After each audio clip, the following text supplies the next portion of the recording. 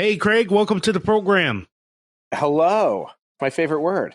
Yeah. Thanks for having me. That is your favorite word. We're going to get into some of that. It is great having you on. As I told you offline, you are someone in terms of being an entrepreneur that I've admired from afar, and I've been really looking forward to having you on the show to talk about some of the things that I admired most about you and just give the others a chance to hear about your products and kind of see what I'm talking about here. So if you can, why don't you tell us a little bit about yourself? Sure. Well, thank you, first of all, for having me and for those kind words. I'm the luckiest guy you just met. And for those listening, I hope to meet you too. But I really am. I'm very, very fortunate. And I'm a lifelong entrepreneur. I literally was a kid with a lemonade stand. I grew up in New Jersey, in Englewood, New Jersey. And except my lemonade stand also had a car wash.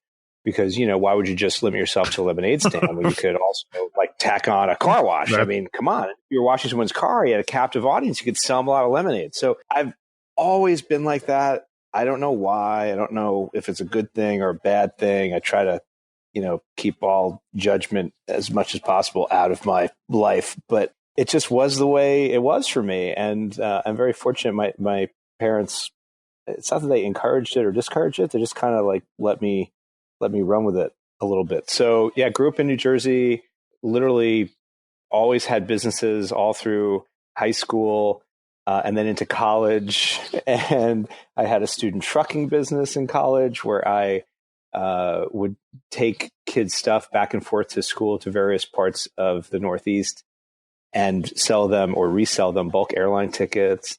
I had a food business open 7 nights a week, literally sanctioned by the university in terms of their willingness to rent me space in dorm rooms. So I literally had, ovens that would get put away and taken out every single night and food that was delivered every day at 5:30. And we were open from 9:30 at night till 2:30 in the morning, 7 days a week. Wow. In the 2 dorms. Yeah. I had a student carpeting business where I got the university to give me the layouts to the different dorm rooms. And I would sit there with giant swatch panels of carpet samples for the first week of school, literally in front of the cafeterias before dinner, and let kids pick their top 3 choices. And then I would bundle those together and I would buy bulk rolls of carpeting based on the top 3 choices and then have them custom cut to fit the dorm rooms and then charge more if we delivered them right to your dorm room, less if you came and picked them up at a central location. All I did was stuff like this all through college. It's amazing I graduated, but I switched majors a couple of times. I was a music major for, a little bit. I was all over the place. And anyway, I promise I'll speed up the story. I left school, lifelong entrepreneur, became the youngest member of the New York Cotton Exchange and the Financial Instruments Exchange, and was a trader and a currency trader and an options market maker. And just because I'm wired funny, I just saw all these discrepancies in prices. No one told me what the word arbitrage was, but I was an arbitrageur. I just saw all these holes, and I still do. So back then it was in currency and commodities, because then from currencies, I became the base metals and base metals derivatives trader at what became Citigroup for a while. So I saw discrepancies there and all these different commodities, copper, aluminium, the way the rest of the world says aluminum, base metals. And anyway, I've always liked design. Is that the correct way to pronounce aluminum? Everywhere outside of pretty much North America, yeah, aluminium. There's this extra I in there for extra intensity. Or if you're from those parts of the world, extra intelligence, I think, in some cases. And yeah, it's aluminium. So yeah, I traded all this stuff and I was an options market maker and I hated it. All my friends were writers and musicians and making cool stuff, mostly art. And I was the guy who had a washer dryer in his apartment because, I was trading things and I hated it. They were all much happier than I was. So I've never had this vibe that money makes you happy. I have a strange relationship with money in that happy makes you happy and helping make other people happy makes you happy. So, and if you do that right, I guess you can be financially successful. But I think if you start with the aim of being financially successful first, especially at all costs, it gets in the way of a lot of other things that I think are a lot more important and interesting and fun. So true. And probably a lot healthier all around. So anyway, so I went from trading to all that stuff. And then the entrepreneurial sort of, I don't want to call it bug because it wasn't like a contagious thing for me. I was probably a carrier more than a guy who caught something. But I was getting antsy and I had an idea and I met some VCs. And next thing you know, I moved to San Francisco and started a company. And it was quite an adventure. It was acquired before we ever really launched, which is another story for another day on another podcast called The Business You Started That No One's Ever Heard Of. But that was ahead of its time. I'm sure there will be a lot of people with similar stories for that particular kind of a podcast. And very long story short, I went to go work for the Simon family at Simon Property Group, which is the largest owner of retail real estate in America and largest consumer sort of retail REIT, real estate investment trust. And they're really an amazing group of people. The family, yes, absolutely. And the team of people there, just incredible.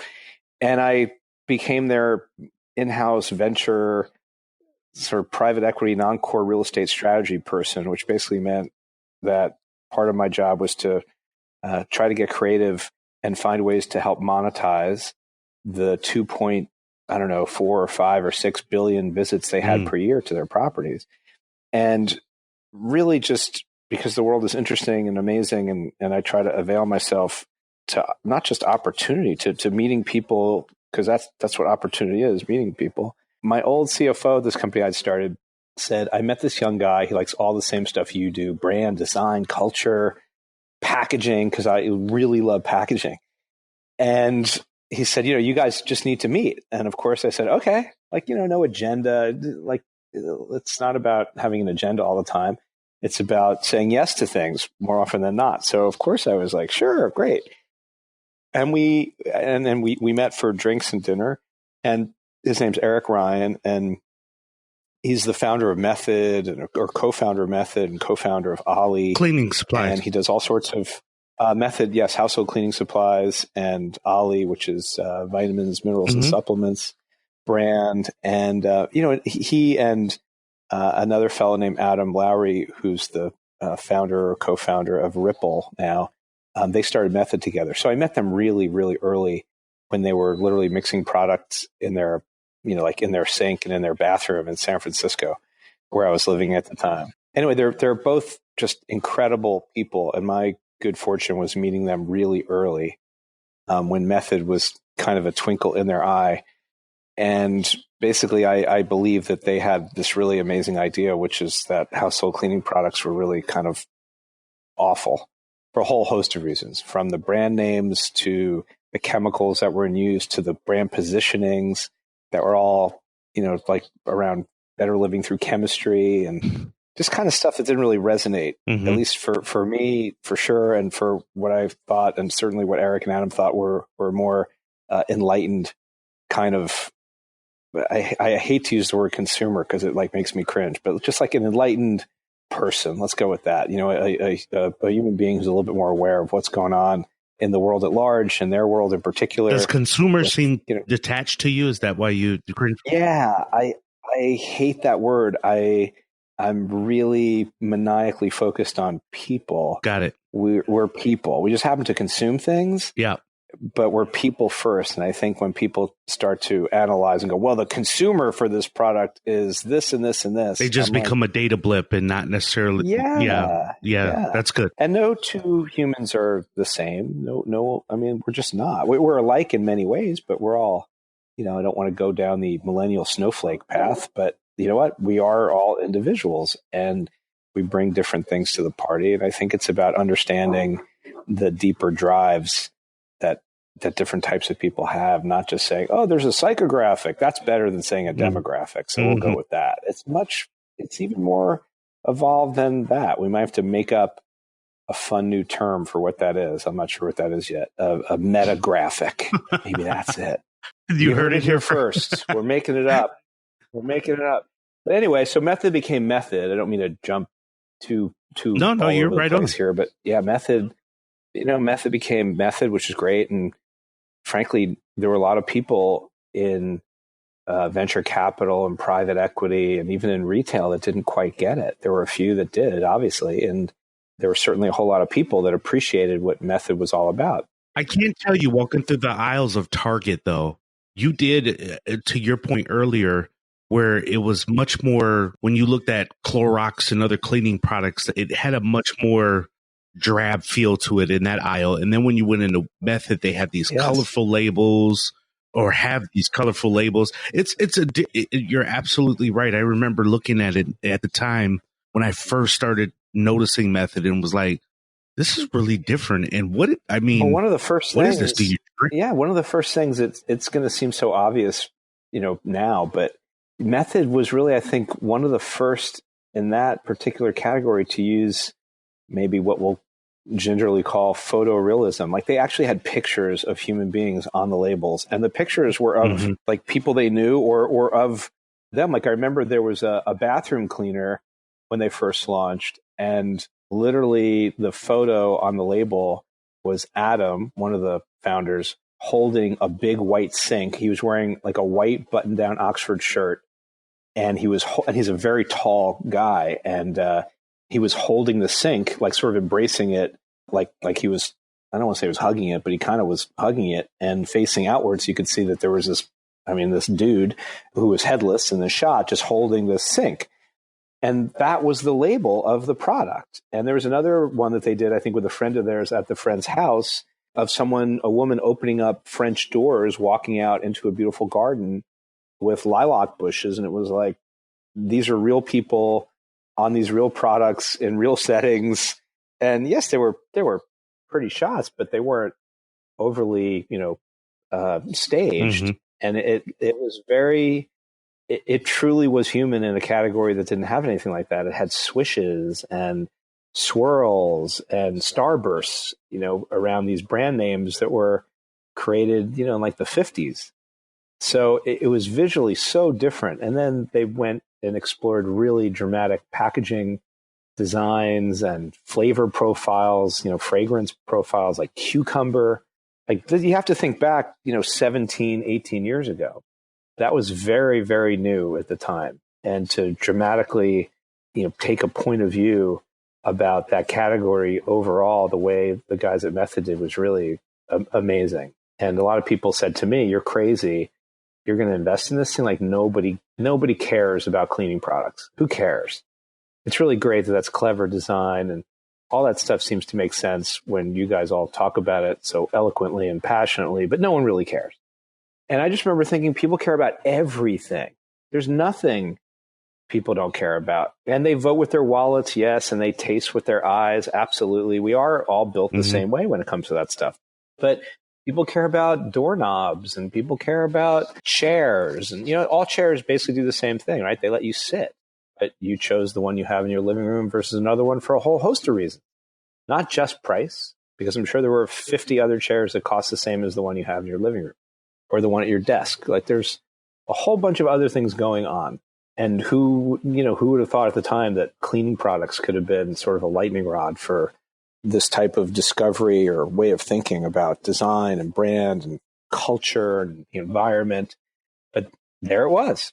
So I was very fortunate to meet these guys really early and really, really appreciate them as people, them as entrepreneurs, them as folks with a vision. And I shared in their excitement. I really believe that it was a very special and very big idea, and it was bold and fun and important. And that, like, why couldn't we do it? Of course they could do it. I say we, they really were the ones who did it. I don't want to take any credit or try to take any credit. I can only take credit for having had the good fortune to be introduced to them early and having really a deep appreciation for what they cared about, which was really the environment and design and what people were putting in their personal space to keep it clean. So I fell in love with that. And obviously with them, they're just great people. So Method became Method, and then I just sort of kept going.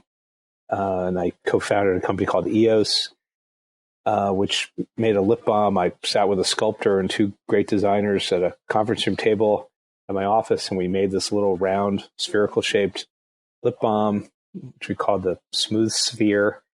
And it's similar to Method in that people said, "Who needs a lip balm?" It's, chapstick is the category, and I'm like, the whole point that the whole category is named after one particular brand or product is really intriguing. Like, oh, give me a Kleenex. It's the same kind of thing. Oh, do you have any chapstick? Right. That means there's probably an opportunity there. So Q-tip. Exactly. So I don't know. I just thought literally the average woman out there, we did some research and it turns out she was eating like 5 pounds of petrochemicals just from lip product. And that didn't seem right. And the average woman I saw walking around had a bag, a purse, a vessel to carry things that literally was this cavernous pit. It was like your computer bag was your gym bag, your yoga bag, your diaper bag, your overnight bag. And I jokingly tell people all the time that I think the flash on the back of the iPhone became a flashlight just because of these purses. They're just so friggin' big, you can't find anything in them. So I wanted something that a woman could just stick her hand in her bag and feel it and be able to know exactly what it was and take it out. And I wanted to be pristine and smooth and elegant to such a degree that it was display worthy, like nothing you would be embarrassed about leaving on display somewhere. And in fact, just the opposite, that you would be excited to just be able to look at because it was beautiful. And anyway, that became EOS. And then, oh my God, I mean, I have 2 daughters and they just had me. Yeah. I remember first time putting it in our stocking, and I would tell my wife, like, so it's a ball that's a chapstick, and how does this? And so as you can see, my family is Target shoppers because we found it at Target. It is unique that you look at things like this, particularly the lip balm there, and you would kind of reinvent the way we see products that have been around for a long time. Yeah, and I'm very obsessive about certain things. So I really fretted over the sound it made when it opened and closed. It really needed to click a certain way. The O in EOS has a little split in it. It's not a continuous circle, because when the tool that stamps out the component part gets finished, it sort of had a little gate mark, a little blemish. And I couldn't have that because I wanted this thing to be so smooth and perfect. So the idea was, well, we can hide it within the break in that O and no one will see it. I made up flavor names for my wife, like summer fruit, because she became allergic to a flavor I wanted to make for her, which was peach, plum, and nectarine. She couldn't eat those anymore. So I wanted a flavor that she could at least enjoy without worrying about her allergies and going into anaphylaxis. So peach, plum, and nectarine was too long a name, so I called it summer fruit. I moved her from Atlanta. Unfortunately, she was very upset. We used to live in Atlanta for a bit, and she really loved Atlanta. We had a honeysuckle, and she loved the way honeysuckle smelled, and melon was kind of a hot flavor, and I love alliteration, and if it rhymes, it's right in my book. So honeysuckle, honeydew, I made that for my wife. All this stuff comes from a very pure place, and that's the other thing. I think you can't just say, well, we're going to focus group everything and see what the fat part of the bell curve says, and like somewhere there's a little more soul to this stuff. As much as there's science, there's also a lot of art. We've all heard the expression art and science, and there's a lot of that human, personal touch and magic that I think the science ends up supporting sometimes. But yeah, all this stuff came from a very pure place. And then I started up Hello, which is its own separate company. I don't have anything to do with EOS and haven't for a while, but I started Hello. Basically, I went into a store in New York City, and I'm really sometimes a little too visual, like hyper visual sometimes. And even though, when I'm looking for something in the refrigerator, it's a thing right in front of me that I can't see. My wife will yell at me and say, it's right there. It's right in front of you. But, I miss that stuff. But for some reason, I was in this store and I was walking by the oral care set. And I don't know if I was really in there to buy any toothpaste, but I just noticed the toothpaste set. And I literally saw all these pictures of extracted teeth on all these different boxes of toothpaste. And some had cartoony looking extracted teeth, and others had holograms of extracted teeth, but there were a lot of extracted teeth. And I had extractions as a kid, and it was not a pleasant experience. So no, you didn't like it? I was like, why? Not so much. And I thought, like, what is up with this? And I picked up like one box And then I picked up another box. And then I picked up another box. I'm not a chemist, but I turned over the boxes and I saw some of these ingredients. And the first one I saw actually was saccharin. And I was like, saccharin? Didn't they like basically say saccharin had to be removed from diet sodas like 30 years ago? Like, I can't believe that's in this Yeah, I was going to say soda. Yeah. That can't even be in soda. Right. So there was all the saccharin in lots of different products, even kids' products. And I was like, okay, that's really weird. And then I picked up this other box and I saw this other ingredient and it had like a special call out that it was sort of like the main active ingredient, and it was triclosan. And I Googled it and I was like, wait, triclosan, why have I heard of this? And turns out I'd heard of it because the FDA had banned it from hand soap. So I was like, wait, you can't wash your hands with this ingredient, but it's in toothpaste? Like, that goes in your mouth? That's crazy.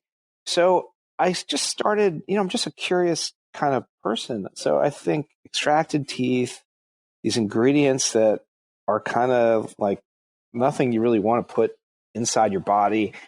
And I started thinking about the brands and how people were just kind of on autopilot for this category of product. They just kind of like, they just go in, they either get a free sample at the dentist if they've even been going to the dentist, or they're, there's like a 2-for-1 sale, or, it was, and it reminded me of the Cola Wars. Like, it was Coke and Pepsi, like there's red and blue. Mm-hmm.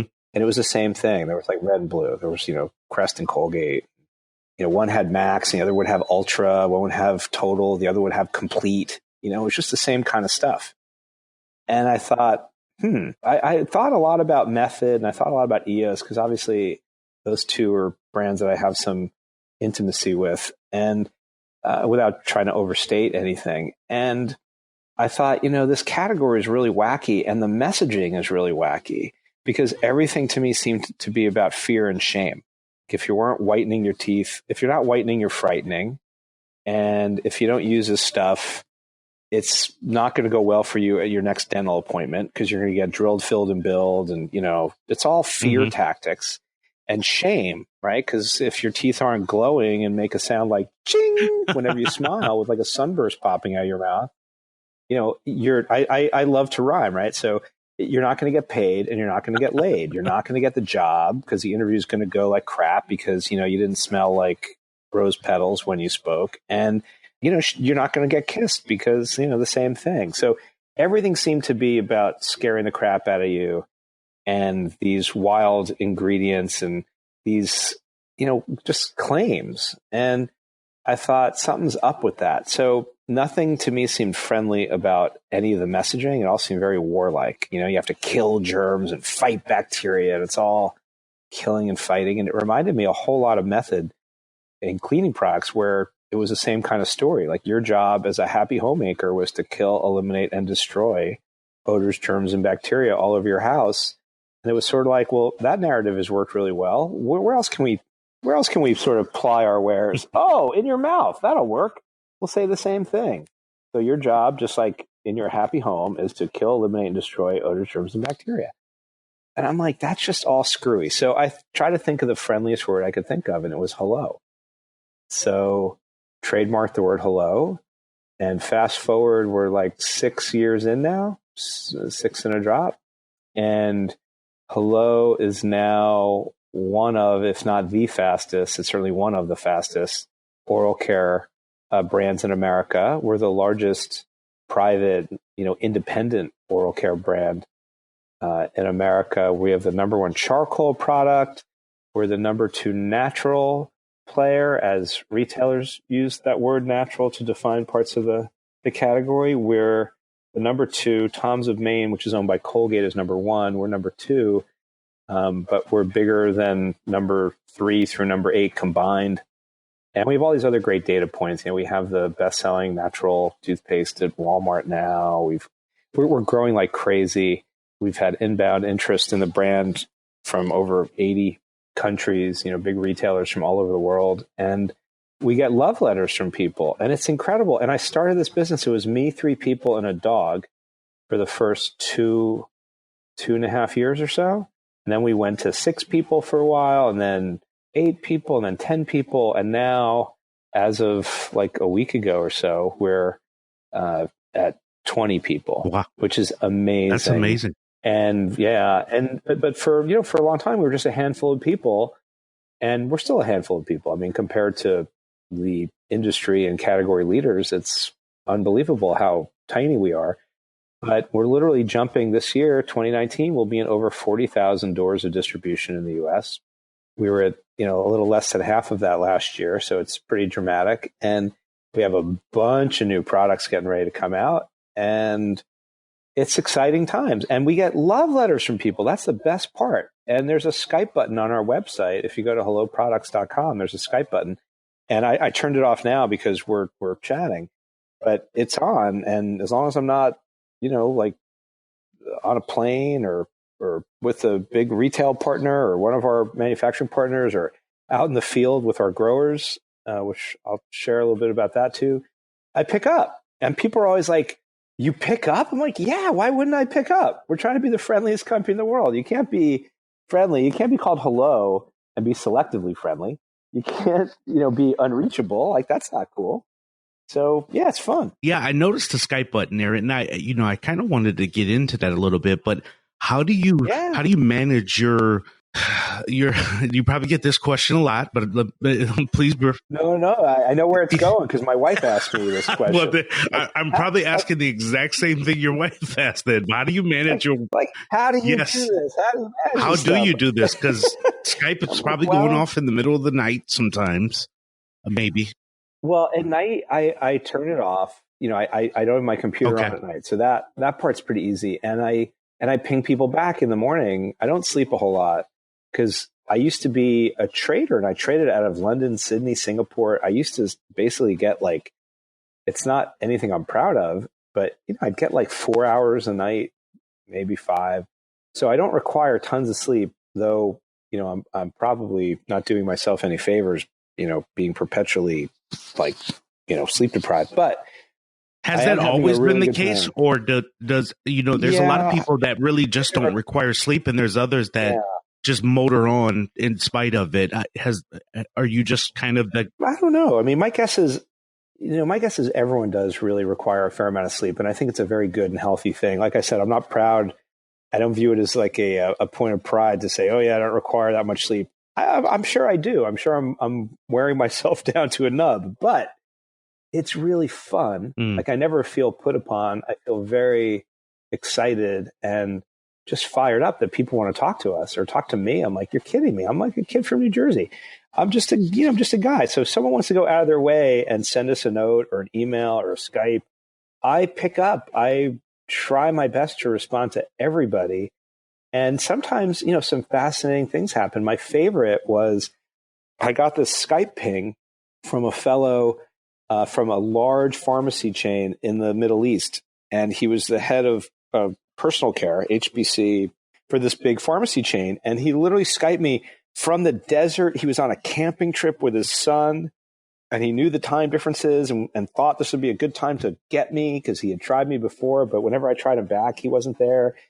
And in any event, we had this video chat from the desert, and he's turning his camera around, showing me all this cool stuff. And it was amazing. And then, you get love letters from people. There was one woman who pinged us, and I thought she was writing to complain about something because, it almost seemed like her email almost seemed like it was a setup for something bad. I was waiting for this shoe to drop. Yeah. And she said, I bought 10 tubes of your toothpaste. And I'm like, all right, I'm ready. No one buys 10 tubes of toothpaste. So I was already gearing up for and there was something in it, and you should send me 10 free tubes of toothpaste. But, I always give everyone the benefit of the doubt. And I was so glad I sort of took this sort of pause, this little beat, this little cleansing breath moment as I'm reading this woman's email. And basically she said that one of the tubes, she squeezed it and the back of it opened up, and she just wanted to let me know. So I thought, well, that was not what I was expecting. I wrote her a letter back and I said, I'm really sorry to hear that one of your 10 tubes, unsealed in a way that it wasn't supposed to. I mean, that could happen. I guess we're very fortunate. I'm knocking on wood. We make our products in America and FDA approved facilities. I mean, but look, when you make things and when you make a lot of things, sometimes, there could be an anomaly, right? Sure. So I obviously was more than happy to believe her. And I won't even say give her the benefit of the doubt because I wasn't really doubting anything. But, things can happen. So I apologized. And I said I'd be more than happy to send a replacement. And I wrote, I'm sure, something else, nice, like, thank you so much for buying our stuff. And thank you for getting in touch with us and sharing and all that stuff. And she wrote back to me and she said, I can't believe the founder of the company wrote to me, which I was like, well, what, like, I can't, if you write to, your oral care company, like, that's amazing. Everyone has more important things to do in life than write to a company that might be making their toothpaste. So I really appreciate that. You've no idea. We all do here. So she said, I can't believe you wrote back. And and this is the best part. She said, and I know you didn't ask for this, but here's a copy of my receipt from Walmart. I ordered online and I picked up in store, or had it, I think she said, or picked up like curbside. I can't remember which one she said. And she said, and I know I wrote to you that I bought 10, and here's my receipt from inside the store for the other 2, because I wouldn't give all of my gold. That's what she called our toothpaste, or her gold. She said, I wouldn't give all my gold to I can't remember if it was her cousin or her niece, but she was like, I couldn't give her any of my gold. And here's the before and after picture of my teeth since using your product, which is why I stockpiled it. And God bless you and God bless your company. And people have been coming up to me and telling me they hadn't seen me smile in 15 years. Wow. And thank you so much. And I was floored. And of course, I wrote right back to her. And she said, I'm the biggest advocate for your company. I just go around, smile everywhere, and people can't believe it, and blah, blah, blah, blah, blah. And I was like, this is the greatest thing ever. Like, to hear this person, I was like hearing her voice as I was reading her email, be so excited about hello and about her smile and what it had brought back to her. I mean, you can't make this stuff up. And it's, it's beautiful. So of course, we sent her a whole bunch of really cool things because she was lovely. And because she said, I'm telling everybody about your product. And I was like, well, you can't beat that. So we sent her a whole case of samples because she's like, I give these out to everybody who sees my smile and comments. And it's a treat. And it's not, I don't want it to come across like, oh, what a fortunate, gratuitous sampling opportunity we got. That's not the point. That was just a great bonus. And we were just happy to hook her up because she's just so happy, and happy begets happy. It's beautiful. Yeah, the point here is what you alluded to earlier, that she's not a consumer, quote unquote. I mean, she consumes, but she was a person, and you were two people having an interaction, enjoying a product that you happen to be the creator of, and she's the user of. Be human, have a discussion, which this is the part that at the top of the interview that I really appreciated about you, that you really have brought a human touch to business that has historically been dog-eat-dog world for the most part. I want to thank today's sponsor, Bloom. Do you guys have a 401k of some kind? And you're always wondering if you have the right investments, if you're picking the right thing, and you're just not fully sure? Well, Bloom, with 3 O's, BLOOOM, does free analysis of your current employee-sponsored retirement plan. You get to understand your investments at a glance and uncover unnecessary hidden fees. Then you put them to work. You put Bloom to work with your account for $10 a month, and they'll essentially fix your 401k by optimizing your fund choices and minimizing those hidden fees. And then at that point, you just sit back and let them do what they're going to do. Now, I found out about Bloom because of David Stein. I was listening to the podcast Money for the Rest of Us, and he mentioned Bloom, and I just wanted to check to see if I was picking the right investments, and I wasn't that far off. There was a few tweaks, but the concept itself of Bloom is amazing. Go in today's podcast notes and check it out for yourself. Bloom, BLOOM, for your 401k analysis. Let's get back to the show. We're trying to humanize all these things because, the human condition is a shared condition. And some people might have the greatest health. Some people may not have the greatest health. Some people might have more money. Some people might have less money. It's not about money. Some people might believe, in certain things from religion to politics. We're not judging. We're just trying to make the most friendly, delicious, efficacious products we can for everybody. And that's the other really big thing for us.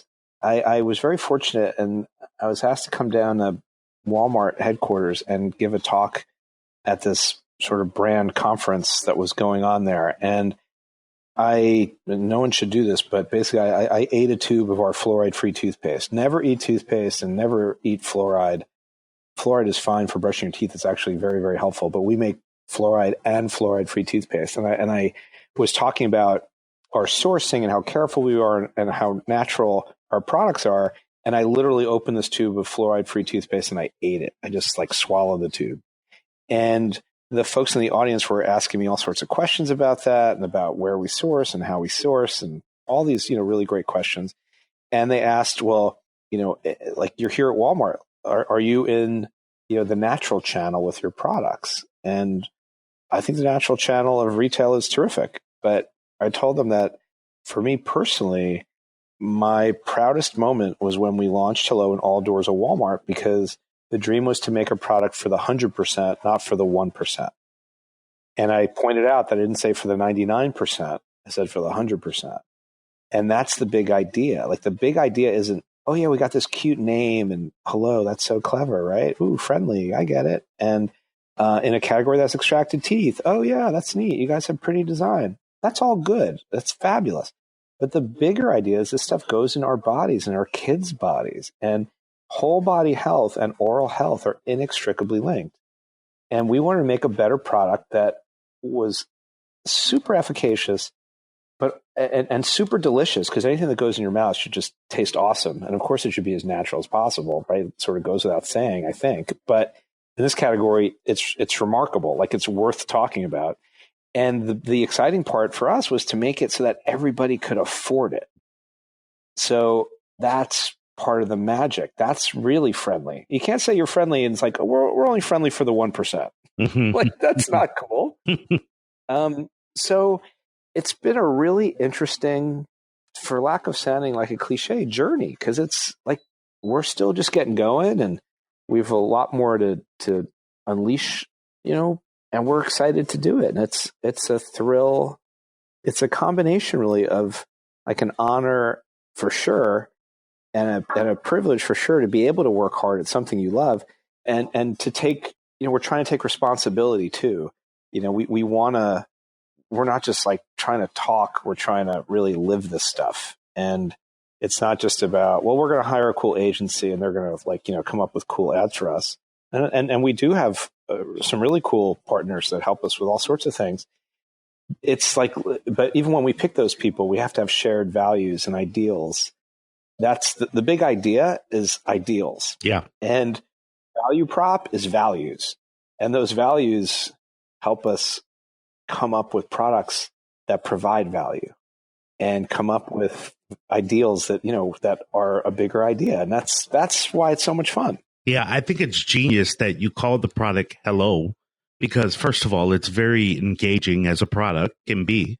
But secondly, it kind of leaves you open to, I remember early on in business when, I asked a business mentor of mine why he named a certain product. And he was the first person to ever tell me hey, you never necessarily want to bottle yourself into a vertical or a product. You want to kind of leave yourself open. Now, if you don't go to another product, fine. But if you want to go to Hello deodorant, for example, I'm making this up here, but it kind of leaves you open to that concept. Oh yeah. It's Hello Products Inc., not Hello Oral Care Inc. It's kind of like when Apple became, Apple Inc. from Apple Computer originally. That gave them license to make iPods and iPhones and Apple TV and God knows what else is coming. And it was a conscious decision, literally, when I incorporated the company to do that. It just gave us latitude, and we're very focused. Oral care is what we do, but there are a lot of other categories certainly that you've named a couple, and we've kept our eye on a couple that could use a little more. Let's just call it friendliness, from an ingredient standpoint or design standpoint, a thoughtfulness standpoint. So yeah, it's why pigeonhole yourself? Yeah. I thought this was an interesting quote. I read that you said the word that gets used a lot is disrupt. You don't necessarily want to disrupt, you want to delight, which I thought was very, very interesting. Yeah, I am. Thanks. I'm very lucky, like I said, and sometimes I can get myself into trouble because it's not that I just say things. I hope to be thoughtful about things, but in the moment, things just hit you sometimes. And someone was talking about what we were doing, and they said, you're a challenger brand. And I said, I don't want to be thought of as a challenger brand. That sounds very, combative and confrontational. I said, I want to be thought of as a questioner brand. And they're like, what's that? And I said, well, when you see hello and you use our product, it makes you question what took so long. Why didn't anybody else do this? Why didn't someone else make a tube that felt this good? Why didn't someone else make Mojito mint toothpaste? Why didn't someone else make organic apple toddler paste like this? Like, I wanted to question, not to challenge. And at another, moment, someone said, well, you're the disruptor. And and I said, we're not disrupting. The idea is to delight people. And if by delighting them, we end up being disruptive, who are we really disrupting? We're the only people who ever call us disruptive are the people generally who are being disrupted. Like, you don't go home and say, oh my God, honey, it's Christmas time. Let's give our kids that disruptive lip balm. Let's put that in their stocking. Oh man, this was so great. I totally had this disruptive experience with that charcoal toothpaste. I loved it. It was so disruptive. The way, it whitened my teeth and was black when I brushed, but then my teeth were white. God, that was so disruptive. It's like, no, we're trying to make everyday things, a little more magical and elevate. I like to say we're elevating the everyday. And if you do that right, and you do it in a way where you're, I think, considered, not just considerate, but considered through how you make it, how you source it, how you price it, who you work with to bring it to life, how you work with the people in your midst, who join your company, not work at your company, and work with, we work with each other, not for each other. All that stuff adds up, and it ends up hopefully being more delightful for everybody. And I think it comes through in the product and in the experience and in partnerships and relationships we have with people, whether they're people who supply us stuff or people who purchase our stuff. It's all connected, it's like it just all works together. And if it ends up being disruptive, I think it's just because people are happier. And like I said, the only people who I think find it disruptive are the people that that are thinking about this stuff in a more sort of relegated and traditional / old-fashioned way. Well, that's why I think you've been able to, since Method, EOS, and now Hello, been able to tap into products, because people are always trying to think of the much deeper and sexier, if you will, and how can I disrupt technology and this and that. And sometimes it's just the very practical items that are very necessary in our lives that people tend to overlook, as you talked about Q-tips and toothpaste and stuff like that. Or, it's the things that people are like, oh, yeah, maybe I did need a cleaning product that didn't singe the hairs in my nose. Yeah, that makes sense. Yeah, it's like the bar sometimes is really low. And I think humans are wired in interesting ways, for sure. But I feel like sometimes we tend to make things more complex than they need to be for a whole host of reasons. Maybe because we think if it's not complex, it'll be easy for someone else to do the same thing, or we're bored, or I don't know. It's more maybe interesting for people to, play 3-dimensional chess when good old-fashioned regular chess is pretty complicated already. Yeah, it's sometimes the things that look the easiest really have a lot of thoughtfulness behind them. I guess there are so many good examples, but look what happens when you go to the Google homepage. It looks pretty simple, but it's anything but simple, right? Very true. It's like same thing. You go to Amazon, you type in whatever you want. It seems pretty simple. It's like anything but simple.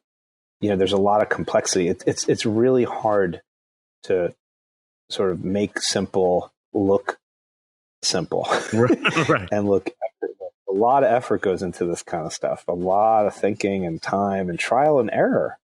A lot of trial and error. But that's what keeps it fun. Yeah. Speaking of trial and error, so for a complete novice like myself, what are some practical steps to taking a product like what you create from R&D essentially to the retail stores? I mean, you've been it seems so successful. I'm pretty sure you've had, for every 3 successes, maybe 3, 4 failures, but absolutely, or quote unquote failures. But what are some practical steps from taking a product, an idea from R&D to the retail store? And I know that's a loaded question, but I'm just looking at, what are some key areas that innovators might be missing that you've been able to unlock?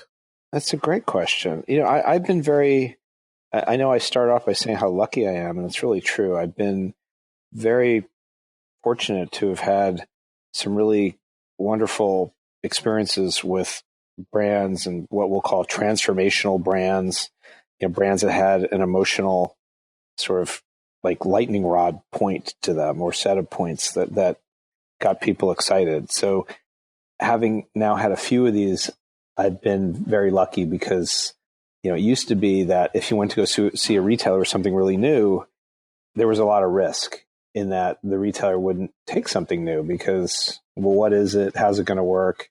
How do I know anyone's going to want to buy it? And I think that times have really changed. And now I think retailers and e-tailers are now seeing that sometimes the risk is in not trying something versus in trying something. So that helps a lot of people. So I think there are a lot of brands that took a lot of arrows in the back as they were pioneering and hopefully paved the way for a lot of us, myself included. So there's that. The other thing I would say to entrepreneurs out there is it's incumbent upon us to not just fall in love with the thing we're trying to create, but I always tell people you got to fall in love with the problem. And then you never stop innovating and creating, because the problems usually don't get solved so quickly.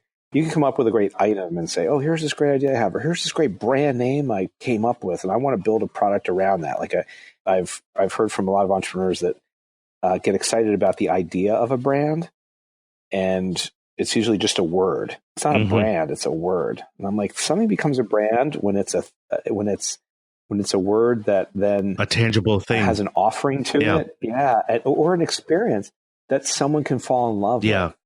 If they just fall in love with the word, if you came out with the most just sublime, mellifluous, gorgeous, oh my God, you trademarked the word, whatever, fill in the blank, right? Joy. And wow, everything should be more joyful and joyous and joy-inducing. And wow, that's great. Well, what's the product? Like, what's it going to be? What is it solving for? What is it improving upon? What is it making better? And I think as long as you keep focused on the problem, you'll always find new ways to keep making it better. Because if you just have an item, a product, a single proposition, that's not enough. Because someone else will say, oh, well, you know what? That's pretty good. They found that ingredient and this ingredient, and they called it joy or joyful or joyous. But, we're coming up with, rapture. And rapture sounds better than joy. It's like even heightened joy. Ours is even better. So it's like, well, but if you're in love with a problem, you're going to keep creating more things that are joyful and joyous and joy-inducing, and then it just never stops. It becomes a bigger thing rather than I have this item. So again, it goes back to like ideals and using those ideals to help spark more ideas that are all focused on trying to provide better answers to a larger set of problems that could address and hopefully help a whole lot of people. So I say, like, fall in love with the problem. That's really good. Fall in love with the problem. That's the thing. And retailers will, they'll find you, you'll find them, but that's not the tricky part. And there are e-tailers, and there's plenty of direct to consumer companies that aren't relying on retailers at all. And now retailers are coming to them because they see these interesting brands getting traction. So it's not to discount the value of a strong retailer and retailer partnership. We certainly like them a lot, our retail partners. It's about, again, figuring out what you're solving for and how you're solving for it and how you're constantly going to keep improving and solving for it. Like once you think you've solved it, you're toast. You've never like these problems tend to be so big because no one's really fully solved them. We could all say, well, gee, I can now carry a phone in my pocket and call somebody anywhere, so the problem's solved. But that's not the case. Like how many cell phones have you had or I've had in the past 15 or 20 years? Like it just keeps getting better. Things keep getting better. And that's the idea. Keep getting things to be better. Do you largely sell online? I know you're in the retail stores, but does the larger amount of sales come through e-tail or does it come from the retail stores? No, still for the most part, I think the last figure I'd heard, which is a general figure, was something like 95 or 96% of oral care products are bought in traditional brick and mortar retail. We do a lot on Amazon. Our kids' toothpaste is the number one selling kids' toothpaste on Amazon, our watermelon fluoride-free toothpaste. So Thrive Market, Grove Collaborative, Lucky Vitamin, obviously our own website, jet.com, walmart.com, target.com. So, e-commerce is an important and growing part of what we do. And I'm sure what everyone who's, got a product that folks want to purchase are doing right now. E-commerce certainly is important, but for us, it's just a part of the puzzle. And we're also distributed through the professional community, the dental community, through the largest distributor to the profession. So next time you go to the dentist, hopefully you're going and you're not late for your latest appointment, like many people tend to be.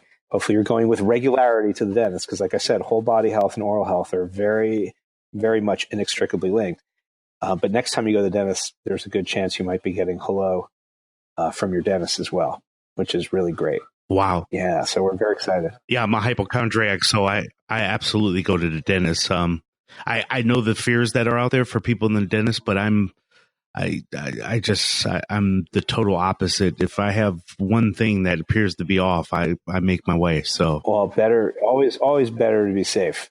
So yeah, awesome. Yeah. So, one thing I was going to, kind of as we begin to close here is, no pun intended here, but you have such this great approach. How do you bottle this up and give it to other brand creators in a way? I remember Tony Hsieh wrote a book called Delivering Happiness because he had this kind of customer centric approach when he first started Zappos, the shoe company. How do you get the word out about how other companies, not to lecture people, but almost to say, hey, man, as businesses, we don't have to trample over people and treat them like numbers. We can collectively have a human experience, but still be capitalists in a way. Yeah, I think, well, first of all, that's a great question. If I'm really sort of digging in about how to best answer that, the first thing that comes to my mind is you have to live this stuff.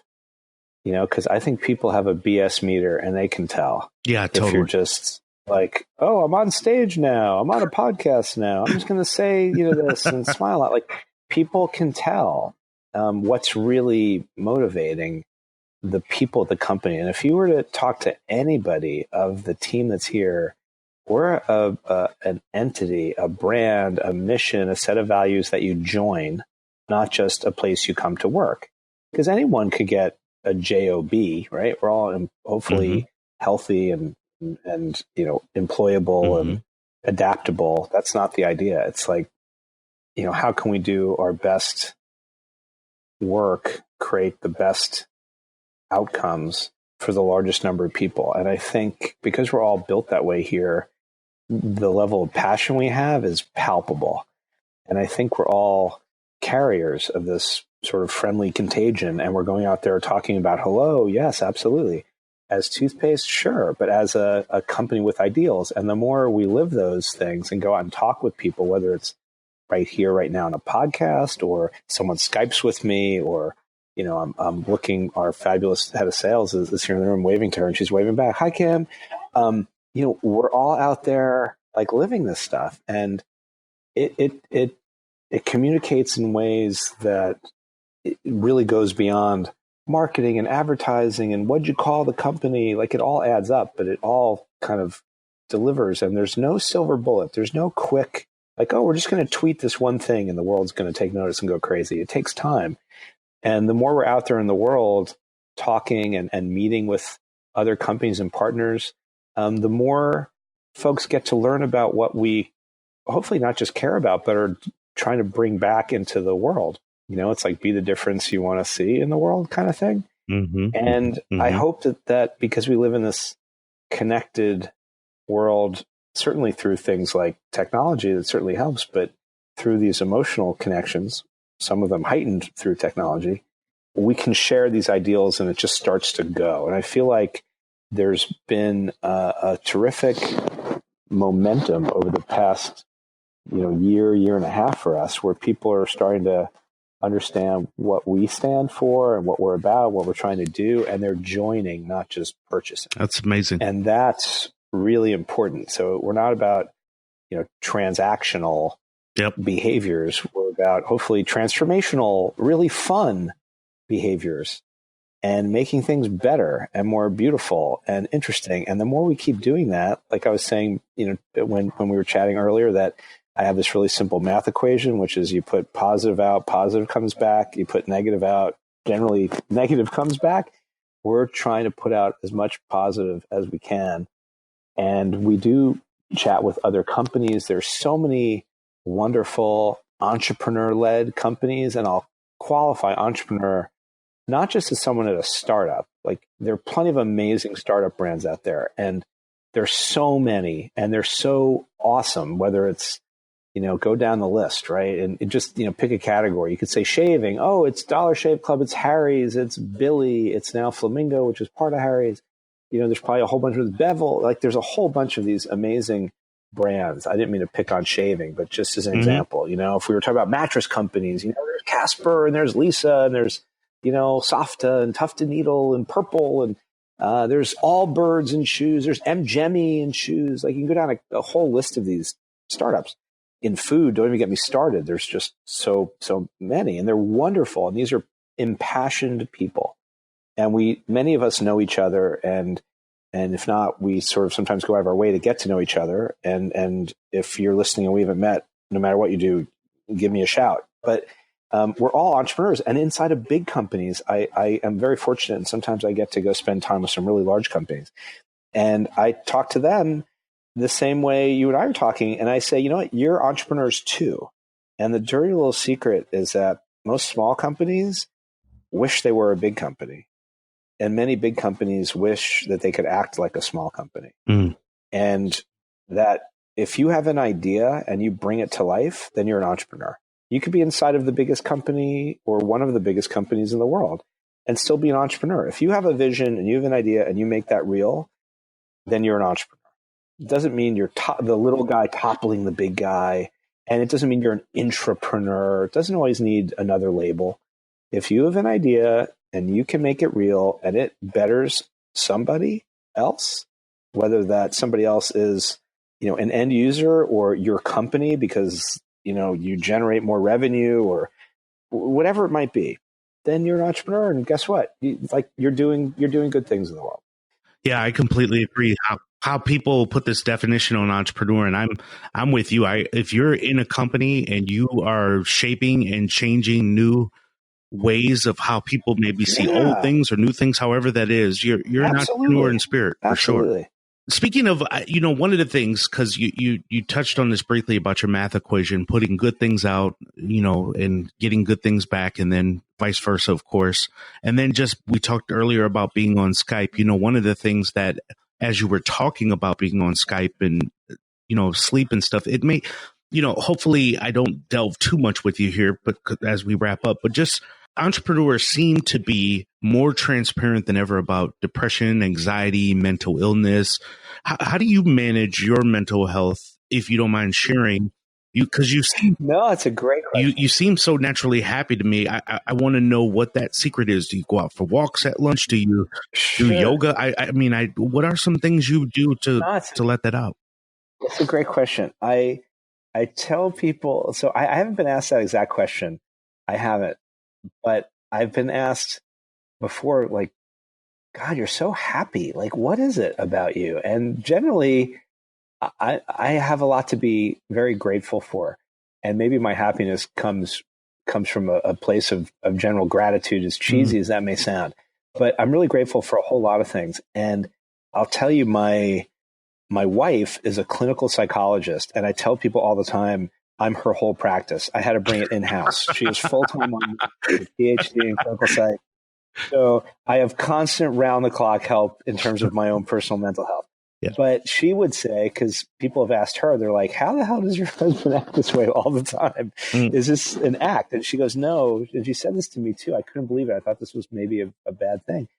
But it may not be. She said, oh, you're hypomanic. And I said, that sounds terrible. And she's like, no, it's actually kind of interesting. And honestly, bad things happen because, part of living is experiencing all sorts of things. And it's not that I haven't had my share of calamity or sorrow or, failings. There are, many, and no one goes through life unscathed. But I have a real appreciation for how bad things can get. I've survived cancer. I've got all sorts of, stuff. Like no one comes out unscathed. And I sort of look at it like every day on the right side of the dirt is a good day. And like, what's so bad? Like maybe you didn't close on something you thought you would, or maybe something didn't come out exactly as great as you had envisioned, or maybe somebody disappointed you and didn't understand. And maybe you said something you shouldn't have and you're angry at yourself. And, there's a never-ending litany of things that could disappoint or make you sad. I try to focus on just constantly trying to stay focused on how fortunate we are to even be able to have a conversation like this, to be able to come into a physical place with people that are also happy to be here. It's incredible, and I don't think any of that would have happened if doubt and sorrow and negativity entered into my personal equation. So I think it's very hard to muster happiness and just say, well, you should just create happiness. You create sorrow in your life, you could create happiness. It's not that easy. And mental health is a really important topic, understatement. I mean, really understatement. And I think it's important for people to work really hard. It's very difficult to figure out what makes you really happy. There's some basic things that should make everybody happy, right? Like if you have your physical health, that's a great place to start. If you have somebody who cares about you, that's a really important place to start. There are a lot of people out there who don't have or feel like they don't have people who care about them. If there's someone in your life that you care about, you should just call them up or use whatever form of communication you have, social media or otherwise, keep it private, direct message them, whatever, but tell somebody you give a shit about them. It's really important. It's really important. So I've had people that have told me that I mattered, and that's made all the difference. And I try to tell people in my life that they matter and do, and not just talk. And all that stuff adds up. They're just all ripples, but they matter.